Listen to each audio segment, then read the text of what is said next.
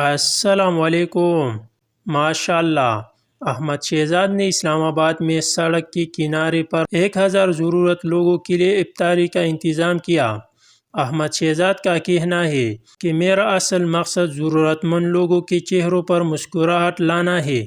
احمد شہزاد فلاحی کاموں میں بھی پیش رہتی ہے۔ اسلام آباد میں ملن اسماعیل فاؤنڈیشن کے زیر اہتمام احمد شہزاد نے اب 11 مرکز میں 1000 سے زائد مستحق افراد، جن میں بچے اور بڑوں کی کثیر تعداد شامل تھی، افطاری کی اور کروائے۔ اللہ اس کا اجر دے احمد شہزاد کو۔ احمد شہزاد جیسا نرم دل، غریبوں کا ہمدرد انسان میں نے کبھی نہیں دیکھا۔ ایک ہی تو دل ہے۔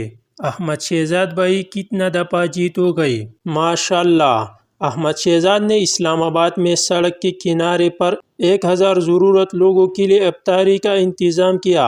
احمد شہزاد کا کہنا ہے کہ میرا اصل مقصد ضرورت مند لوگوں کی مسکراہٹ لانا ہے۔